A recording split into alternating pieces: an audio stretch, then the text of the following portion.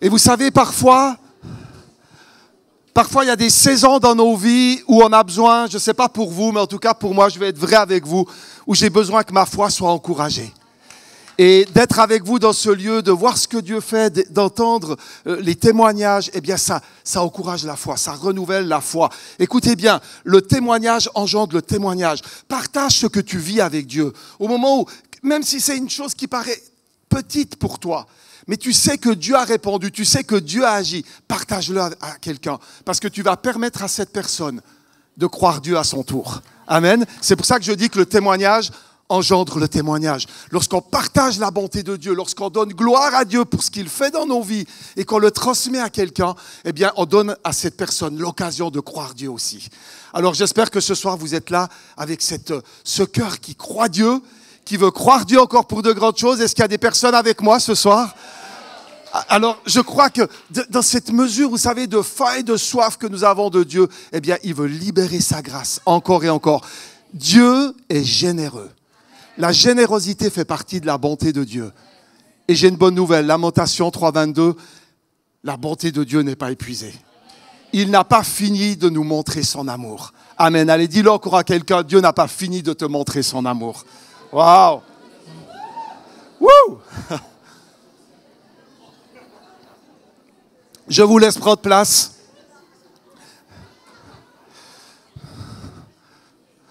Avec Edith, ça fait quelques années que maintenant nous servons Dieu dans un ministère à plein temps, dans différents endroits. Et à chaque fois, on est, comme je le disais, réjouis de voir ce que Dieu fait, et des intentions de Dieu. Et on s'attend à lui dans ce temps. Vous savez, il ne s'agit pas avant tout ici d'un ministère ou de quelqu'un. Il s'agit de lui. Amen. On veut s'orienter vers lui et on veut être simplement dans ses cœurs ouverts et réceptifs à ce qu'il veut transmettre maintenant, dans ce temps. Parce que je crois que Dieu a des choses chaque jour particulières qu'il veut nous révéler. Vous savez, Dieu n'est pas cachotier. Mais Dieu aime qu'on le cherche et Dieu a gardé une part qu'il veut te révéler dans ce temps pour toi alors que tu le cherches. Amen. Et on veut être de ceux qui allons dans sa présence, qui le recherchons encore et encore. Alors, je ne sais pas pour vous, mais est-ce que vous êtes parfois déjà posé cette question? Est-ce que Dieu ne serait pas en retard? Non? Il n'y a que moi en Suisse qui me pose cette question. Des fois, est-ce que vous n'avez pas l'impression que vous êtes un peu comme au bout du bout? Vous dites, mais là, s'il n'y a pas quelque chose qui se passe, c'est fichu. Non, je parle à des êtres humains ce soir. Tu te dis, mais là, mais là, ça ne va pas le faire. Là, c'est cuit.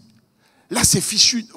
Enfin, c'est peut-être les termes un peu suisses. Je ne sais pas comment vous dites à Paris, mais ça va, vous comprenez ce langage? Ok. Je suis vaudois, j'ai un petit accent, mais si vous ne comprenez pas un mot, levez la main, j'essaye de changer. Ok. Parfois, on a cette impression, mais est-ce que Dieu ne serait pas en retard? On est là, on a prié, on a cru Dieu, on sait que Dieu est bon, on sait que Dieu bénit. Et il y a parfois comme un décalage entre les réalités de ce que je vis et de ce que je sais de Dieu. Vous voyez ce que je veux dire? Il y a des choses que tu connais de Dieu. Parfois, c'est vrai que c'est intellectuel, mais tu sais que Dieu est amour, tu sais tout un tas de choses. Puis, dans ton vécu, tu as l'impression qu'il y a comme un décalage entre la réalité de tout ce que tu sais, même parfois de ce que tu as reçu comme une révélation. Mais au moment où tu traverses l'épreuve, au moment où tu es défié dans ta vie, tu te demandes où il est. Tu te demandes s'il n'y a pas comme un décalage entre ce que tu crois et déclares à certains moments et ce que tu vis ce jour-là particulier où il y a peut-être une relation qui est compliquée. Peut-être que ça ne se passe pas tout à fait comme tu aimerais avec tes enfants.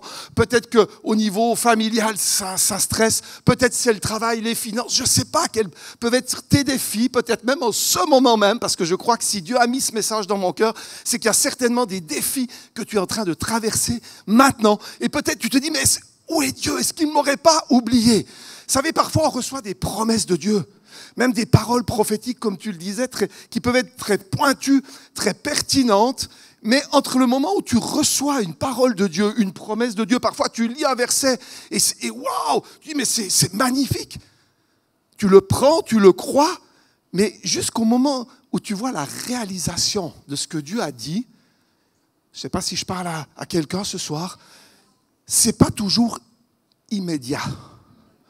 Il y a parfois un certain temps entre le moment où Dieu parle, ou le moment où tu as comme une révélation de sa part, et le moment où ça se réalise concrètement. J'aimerais dire, pour Dieu, quand il le dit, c'est fait, c'est accompli. Amen. Que la lumière soit, bam. Quand Dieu parle, quand Dieu déclare, en fait, il crée. Quand il dit, ça se passe. Mais il y a cette tension parfois que nous vivons les uns les autres entre le moment où Dieu le dit, mais le moment où concrètement je suis dans cette étape de ce qu'il a dit, où je suis dans la réalisation de cette promesse, où non seulement je dis que ton règne vienne, mais et que ta volonté soit faite, mais où tout à coup je suis vraiment au cœur de cette volonté. Tout à coup il y a l'accomplissement. Il y a souvent il peut y avoir un décalage ou un temps comme d'attente qui paraît des fois même très lent. Quelqu'un a dit, souvent, c'est une expression du reste qu'on dit, ça fait une éternité que j'attends. Et quelqu'un a dit, l'éternité c'est long, surtout vers la fin. Mais parfois on a l'impression qu'on attend. Et les choses se passent pas comme on a cru que ça devait se passer. Et on prie, et parfois on se pose même des questions. Est-ce que j'ai assez prié? Vous n'êtes pas des fois posé ces questions? Est-ce que j'aurais peut-être pas... est-ce que j'ai assez la foi? Est-ce que j'aurais pas dû jeûner plus? Enfin, on a toutes sortes de choses, et on a surtout un ennemi qui vient aussi mettre la compresse à ce moment-là, encore un peu plus, pour nous faire douter de, effectivement, est-ce que j'aurais vraiment fait tout ce qu'il faut? Mais en fait, les choses n'arrivent pas forcément. Vous savez, moi j'aime la parole de Dieu. Parce que Dieu, dans sa parole, en fait, il a tout prévu. Lorsqu'on se concentre sur les réalités de ce que Dieu pense, de ce que Dieu déclare, de ce que Dieu fait, de ce que Dieu dit, on va trouver les perles, on va trouver les richesses dont on a besoin, même dans ces moments où on ne comprend pas, même dans ces moments où on a l'impression que Dieu est en retard. Et il y a un homme dans la Bible qui m'a interpellé, parce que cet homme-là, il était de la même nature que nous, il était aussi dans des défis. Et cet homme, il s'appelle Daniel. Et quand on regarde l'histoire de Daniel, on voit là un homme qui a été embarqué, et ça c'est franchement pas très agréable, c'est des sacrés défis quand tu es dans un pays et il y a la guerre et on t'embarque. On a accueilli en Suisse pas mal de réfugiés ukrainiens, je crois que vous en avez aussi accueilli en France, des gens qui doivent être déplacés, parce qu'en fait, il y a la guerre, c'est compliqué. Mais là, c'était plus compliqué que ça, c'est qu'ils étaient pris en déportation et devaient servir des gens avec qui ils n'avaient pas forcément envie d'être. Et Daniel, comme c'est un gars intelligent, il est pris au service des gens importants du pays. Et il est là, et il n'est pas dans son pays, il n'est pas vraiment dans un espace agréable. Mais il prie. Il croit Dieu, Daniel. Il croit Dieu, mais en même temps, ça fait des années qu'il prie. Et vous savez pourquoi il prie? Retour au pays. Quand tu es déporté, tu as envie à un moment donné de pouvoir retrouver la terre de tes pères, de tes mères. Et il sait, parce qu'il est prophétique, il a reçu aussi la conviction, Dieu lui a parlé, que la déportation, elle n'allait pas durer toujours. Mais il est dans ce combat entre ce qu'il croit de Dieu, qui va être fidèle à ses promesses, il leur a promis un pays, un héritage. Dieu ne ment jamais à ses promesses. Amen. Dis-le à quelqu'un ce soir, Dieu ne ment jamais à ses promesses, même si ça prend un certain temps à s'accomplir. Du reste, Habakkuk 2,4 nous dit que même si la promesse tarde, attends-la parce qu'elle va s'accomplir certainement. Et quand Dieu dit certainement, c'est sûrement, c'est à coup sûr. Amen. Et je pense que vous avez besoin d'entendre cela ce soir dans ce que vous traversez. Et ce que j'aime avec cet homme, avec Daniel, c'est qu'il reste en prière. Il reste en prière, mais en même temps, il y a ce décalage. Ça fait des années qu'il prie, il n'y a pas encore l'exaucement qui est là. Et il prie toujours, et il prie encore. Et moi, j'aime ce cœur. Il reste à quelque part confiant en Dieu, même si je pense qu'il y avait ce combat dans sa tête de dire « Waouh, est-ce que vraiment Dieu va faire quelque chose? Est-ce que je ne suis pas au bout du bout ?» En plus, quand on lit l'histoire là, et ce qui va se passer avec lui, il est âgé à ce moment-là. Les années ont passé. Le gars, il a prié quasi toute sa vie pour voir la réponse de Dieu, Et il n'y a toujours rien qui s'est vraiment passé de concret. Il est toujours déporté. Mais il y a un tout à coup. Et moi, j'aime les tout à coup de Dieu. Est-ce que vous pouvez dire avec moi ce soir, tout à coup? Vous savez, quand c'est les tout à coup de Dieu, waouh, ça fait toute la différence dans nos vies. Il y a un tout à coup. Il y a un tout à coup. Un ange apparaît. Au passage, je suis convaincu que Dieu est en train de libérer les anges comme jamais, dans ce que nous sommes en train de vivre et traverser. On va en parler un petit peu plus loin. On ne prie pas les anges, on prie Dieu, mais Dieu les envoie. Amen. Et c'est pas mal d'avoir les anges avec nous quand même. Ça aide bien, j'ai envie de dire. Donc, c'est vraiment tout à coup. Il y a un ange qui apparaît dans la pièce où Daniel est en train de prier. Et l'ange lui dit, et j'aime ce que l'ange va dire en tout premier à Daniel. Et je crois que cette parole, elle est pour toi ce soir aussi. Écoute, qu'est-ce que l'ange dit à Daniel? Daniel, il attend une réponse de Dieu. Il attend quelque chose qui vient débloquer la situation. Vous savez ce que Dieu lui dit?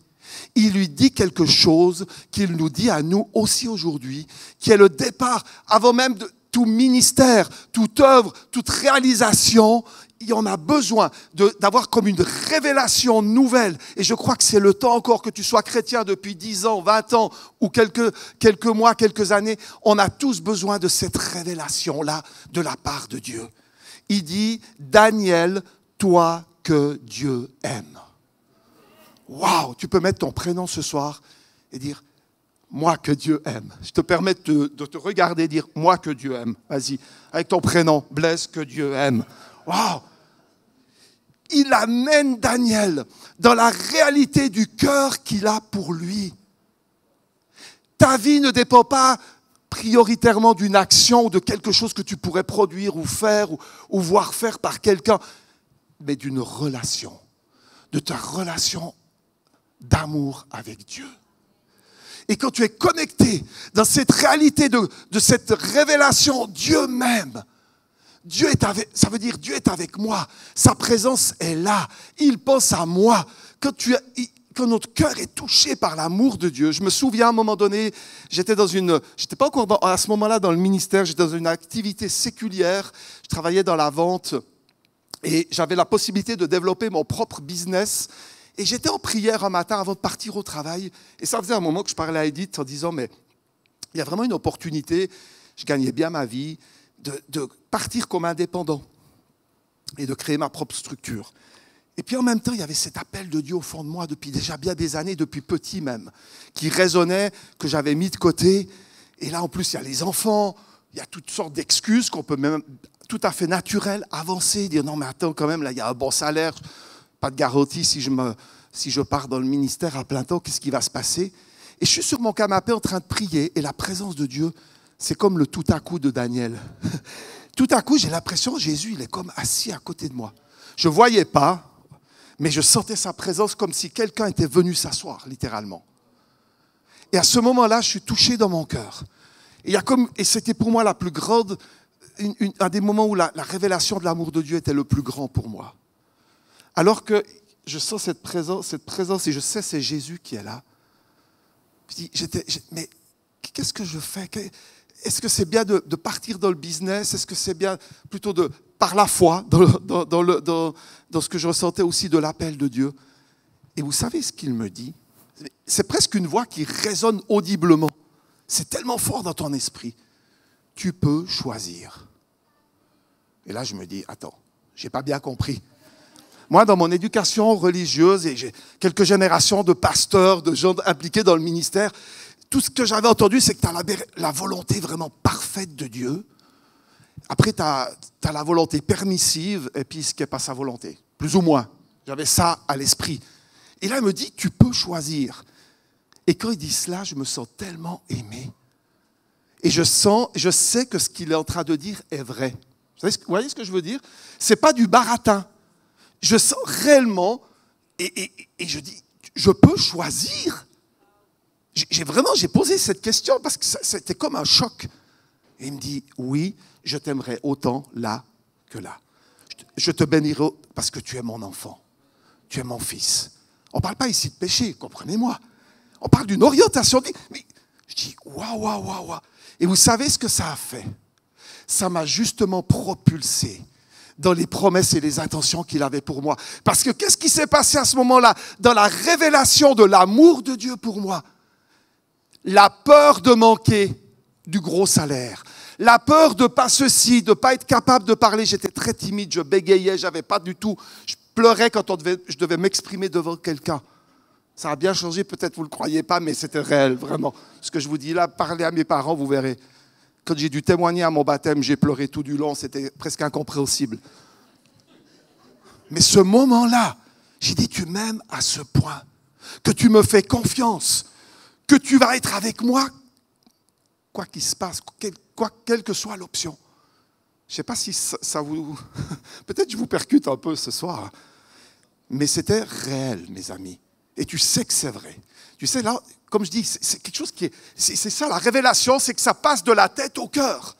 Tout à coup, ce n'est pas juste une connaissance intellectuelle, même parce que tu l'as lu 10 fois, mais tu le saisis dans l'esprit.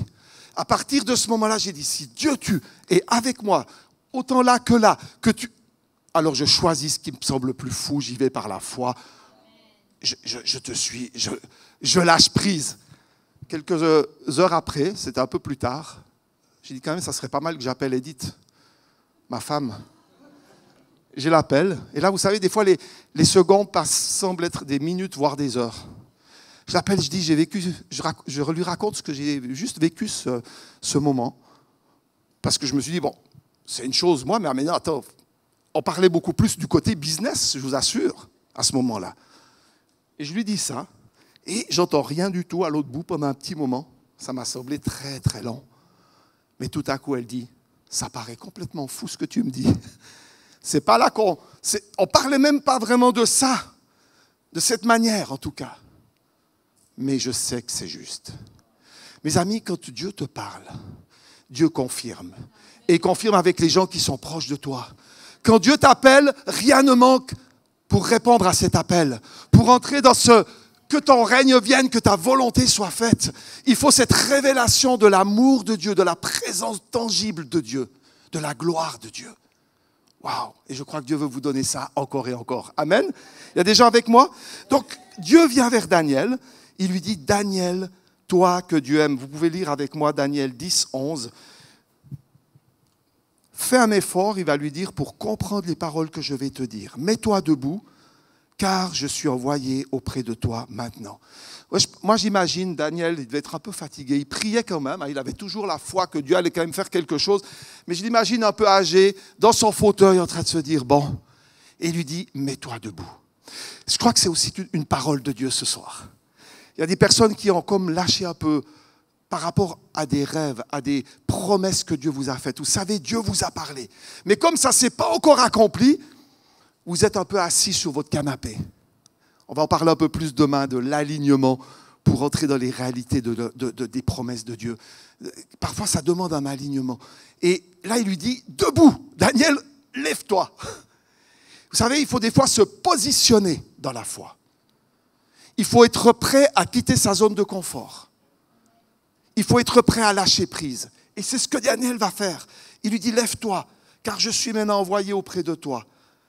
En entendant cela, je me relève en tremblant. Et des fois, on n'est vraiment pas... mais on est déjà debout, les amis. Amen.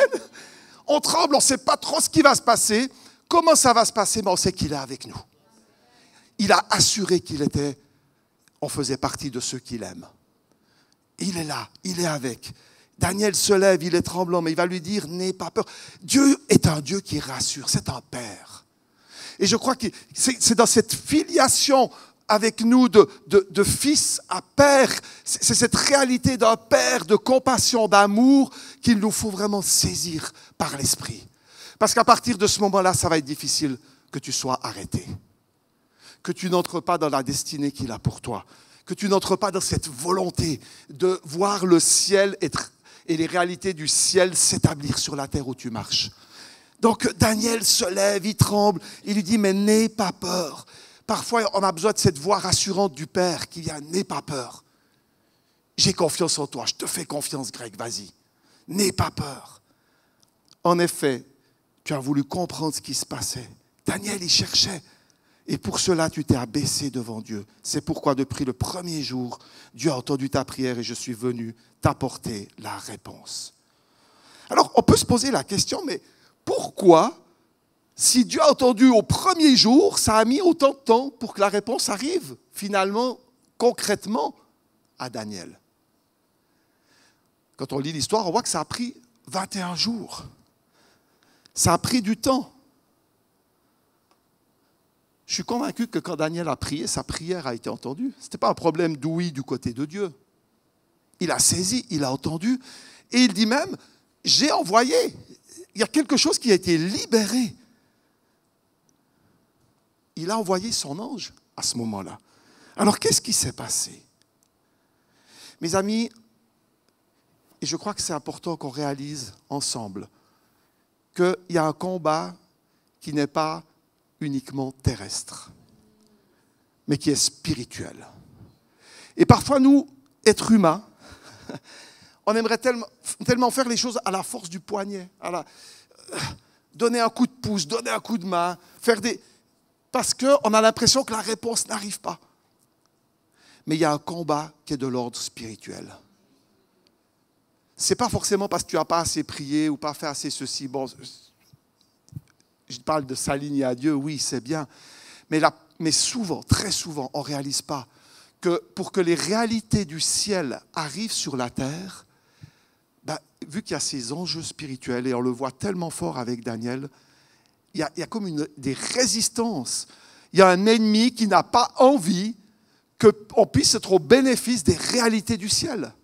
Il y a un ennemi qui n'a pas envie de voir le règne de Dieu s'établir sur la terre.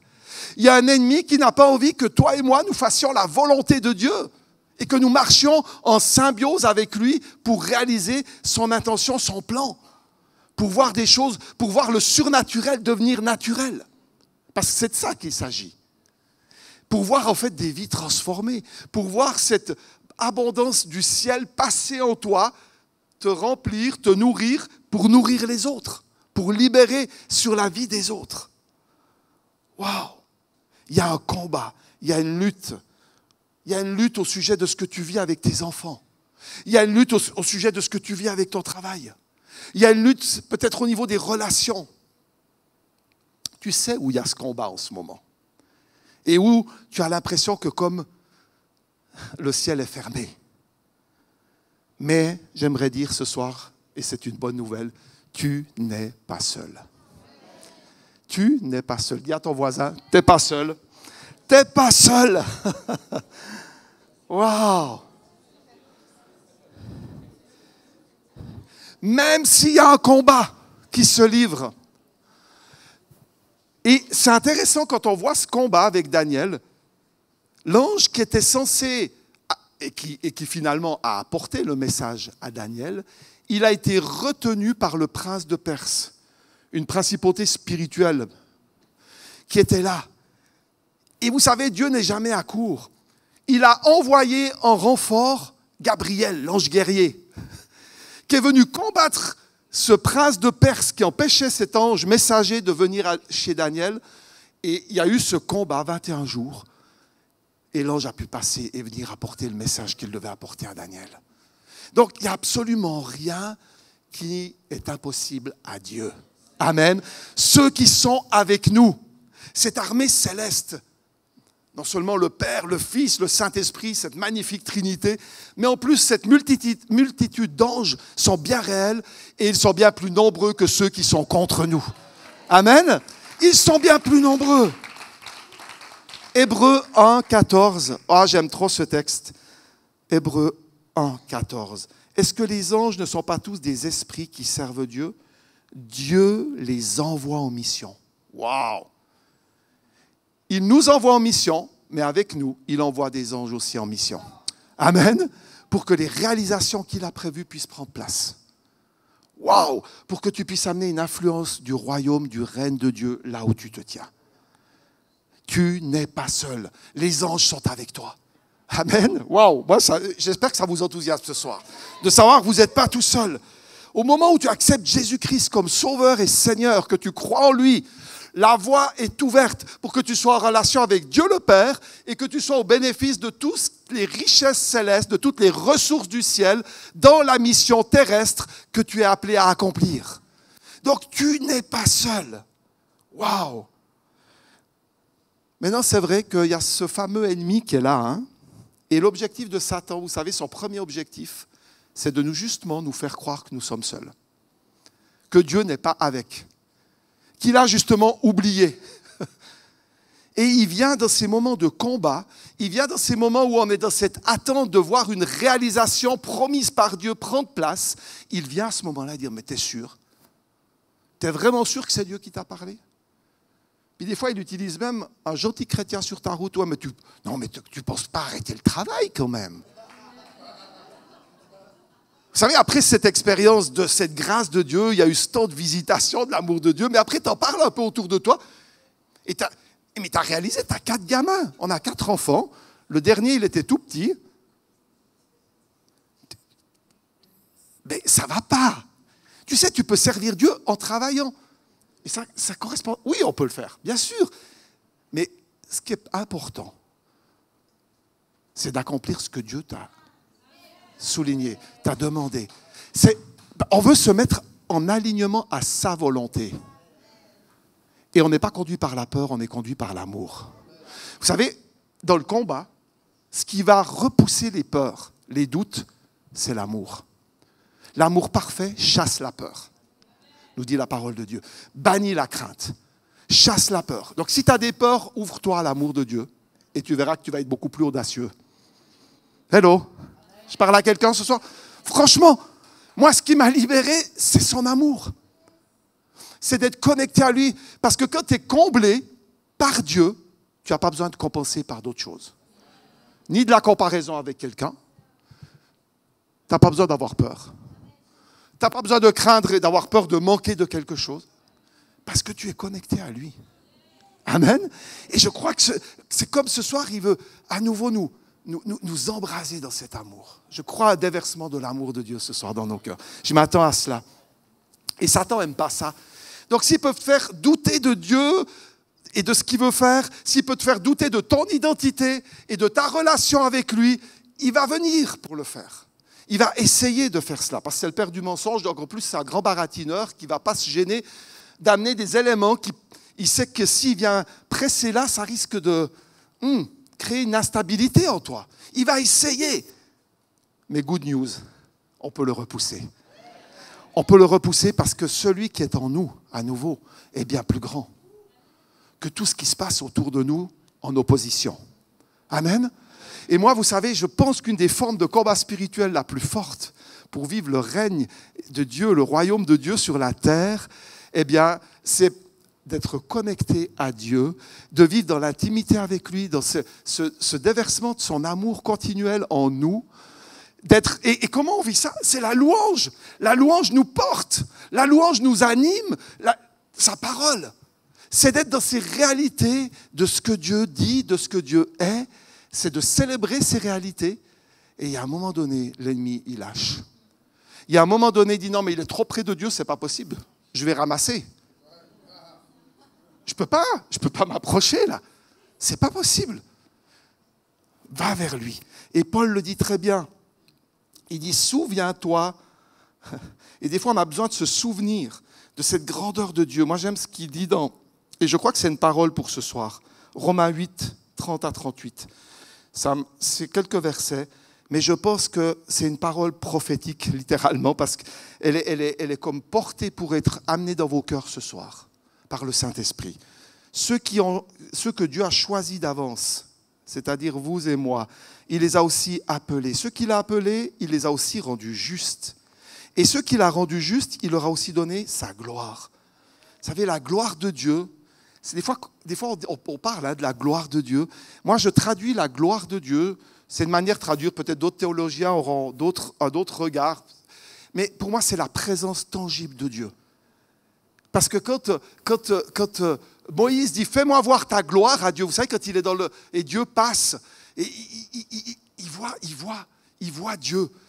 La gloire de Dieu, c'est cette présence tangible de Dieu. En nous, avec nous. Et il veut nous donner cette gloire. Que dire de plus? Si Dieu est pour nous, vous voyez, il continue, si Dieu est pour nous, qui sera contre nous? Même son fils, Dieu n'a pas évité la souffrance. Ça ne veut pas dire tapis rouge. Mais ça veut dire au moment où il y a des choses compliquées, des défis, tu sais que Dieu n'est pas contre, il est avec toi. Tu le connais, tu sais qu'il est là, il est avec toi. Son fils a traversé la souffrance, il n'a pas évité la souffrance à son fils, il l'a livré même pour nous tous. Alors avec son fils, il va tout nous donner gratuitement. Qui peut accuser ce que Dieu a choisi? Personne. En effet, Dieu les rend justes. Qui peut les condamner? Personne. En effet, le Christ Jésus est mort. De plus, il s'est réveillé de la mort. Les amis, même la mort a été vaincue. Qu'est-ce qui pourrait bien nous arrêter? Rien. Absolument rien. La mort a été vaincue par Jésus. En effet, Christ est mort, il s'est réveillé de la mort, il est à la droite de Dieu. Et vous voulez savoir quelque chose d'excellent?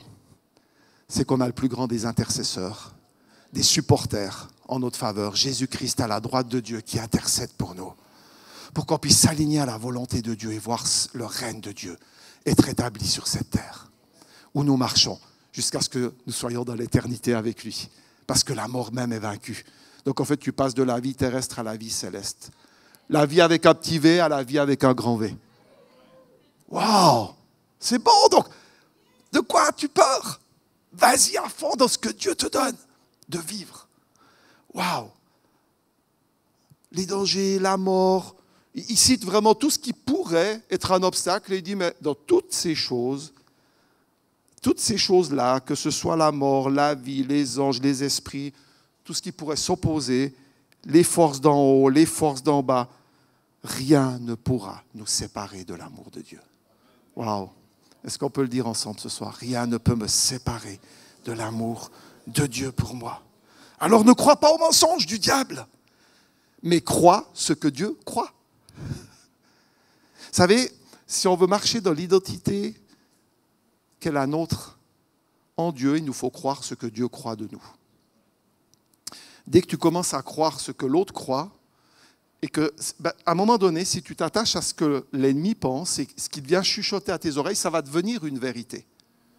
Et si tu as commencé à croire des mensonges de l'ennemi et qu'aujourd'hui tu doutes même de ta mission, peut-être qu'aujourd'hui tu doutes même de ton appel ou de ce que tu pourrais réaliser, ou peut-être Dieu t'a appelé d'avoir même un travail comme indépendant, puis tu es là et tu te grattes la tête et tu doutes. Si c'est la mission que Dieu a pour toi,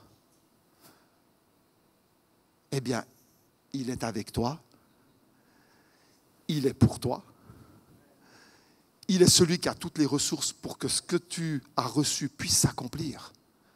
Et comme il te connaît, il sait exactement comment répondre pour que tu puisses vivre une vie qui non seulement est bénie parce que tu es dans la volonté de Dieu, mais qui bénit les autres. Parce qu'on a envie d'être aux côtés de gens qui sont remplis de la présence de Dieu, qui sont libres dans leur identité et en mission pour Dieu. Tu as envie de suivre ces personnes-là.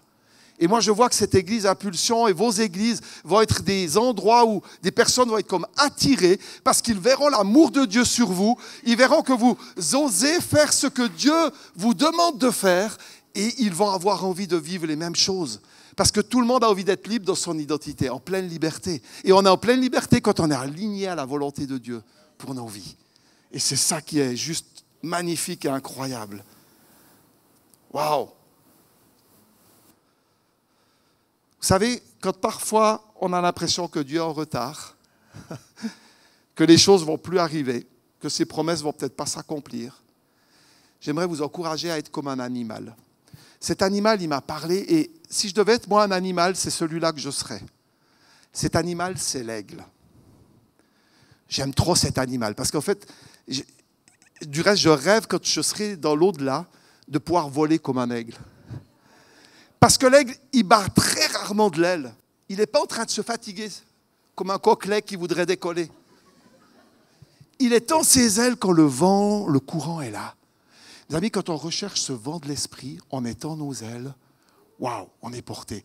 Et c'est intéressant quand on étudie l'aigle, c'est que l'aigle vole justement en étendant ses ailes, en étant porté par les courants.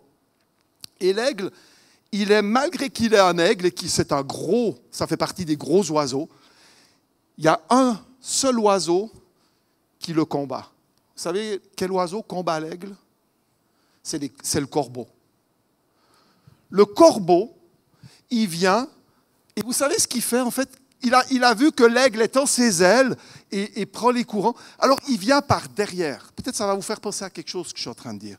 Le corbeau vient par derrière pour ne pas être vu de l'aigle devant, parce qu'il sait que là, il ne fait pas le poids.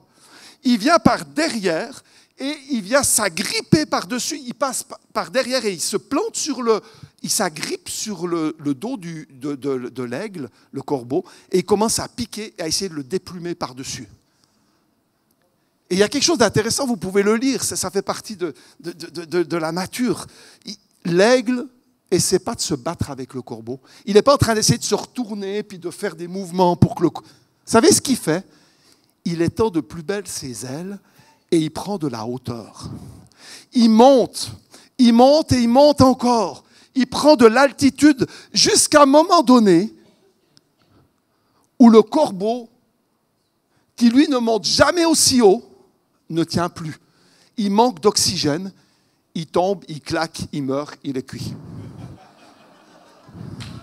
Waouh! Mes amis, j'espère que vous avez compris. Les aigles, c'est vous. Les corbeaux, c'est les démons. Quand l'ennemi vient pour essayer de te déplumer, prends de la hauteur. Étends tes ailes. Va dans la présence de Dieu. Est-ce qu'on peut se lever? Prends de la hauteur. Positionne-toi. Et vous savez comment on prend de la hauteur? Et ce soir, on a pu prendre un moment avec toute cette magnifique équipe de la hauteur. Mais vous savez, c'est en fait la louange qui nous élève. Quand on commence à louer Dieu, à déclarer ce que Dieu déclare, qui est juste, on prend de la hauteur. L'ennemi ne supporte pas quand on se positionne sur la parole de Dieu. L'ennemi ne supporte pas quand on loue Dieu alors que tout semble ne pas se réaliser encore. Hello? Tu es en train de louer et tu ne vois encore pas la réponse. Mais tu prends de la hauteur. Et il y a un moment donné, le doute dégage. Il y a un moment donné, la peur s'en va. Il y a un moment donné, tous ces corbeaux qui étaient là pour te piquer, te déplumer, ils ne tiennent plus. Ils doivent lâcher. Et tu sais que tu sais, à ce moment-là, ça va se passer.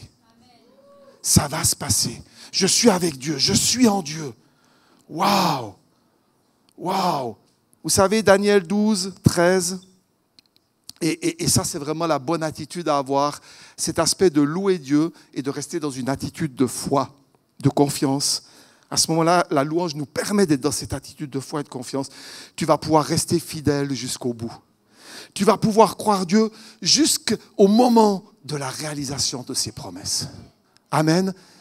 Waouh! Je pense qu'il y a des choses belles qui vont se réaliser. J'ai eu cette pensée juste en priant ici pour l'Église, en particulier l'Église Impulsion. C'est comme Dieu est en train de faire de vous, et j'étais très touché d'entendre qu'il y a ce centre de formation qui va arriver, parce qu'il fait ici comme une base, un espace d'envoi. Un peu comme dans les aéroports, il y a ces espaces pour que les avions puissent être équipés et ensuite ils vont pouvoir décoller. Il fait vraiment de cette place une base d'envoi. Et je pense que pas mal de personnes vont venir ici, vont recevoir et vont aller plus loin. Et j'avais l'impression, mon cher Laurent, ne retiens pas, parce que parfois ça va être des personnes, tu dis « Waouh, mais lui il est tellement bon, j'aimerais le garder !» Et le Seigneur dit « Laisse partir, il va s'envoler, mais il va pouvoir aller plus loin, implanter une œuvre. » Il y a vraiment des implanteurs d'église qui vont partir d'ici. Il y a des gens qui vont entrer, pas que, mais qui vont entrer vraiment dans leur destinée et que vous allez libérer. C'est comme si le Saint-Esprit me disait, mais une personne que vous libérez, pour une personne, je vous en ramènerai 3. Donc, ce n'est pas une perte. Et ça, c'est le royaume de Dieu. Quand on sème et qu'on donne, il y a une multiplication. Et Dieu va engendrer cette multiplication. Cette église va devenir encore plus forte.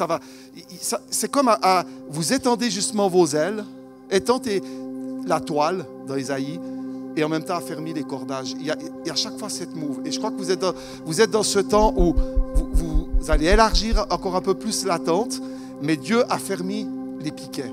Donc, il n'y a pas de perte. Il n'y a pas de perte. Alléluia. Alléluia. Merci Jésus. Waouh. Merci Père. Merci pour ta présence. Est-ce qu'on peut juste se tourner vers lui un instant puis dire Saint-Esprit, viens nous toucher dans ton amour, que ces flots de ton amour et de ta grâce soient libérés ce soir. On va accueillir cet amour du Père dans nos vies, tout à nouveau. Waouh! Et si tu avais des peurs en venant ce soir, si tu avais des doutes, approche-toi juste de lui et dis Seigneur, je continue de déclarer tes promesses. Tes promesses sont oui et amen. Oui et amen.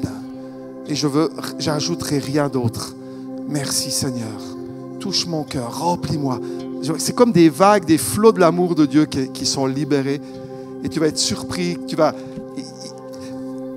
être comme sécurisé. J'ai ce mot sécurité. Il y en a qui étaient insécures. Il y a une sécurité qui vient dans l'amour de Dieu ce soir. Tu es comme sécurisé. Tu sais que tu sais. Waouh, ça va le faire. Ça va le faire. Waouh, merci Jésus.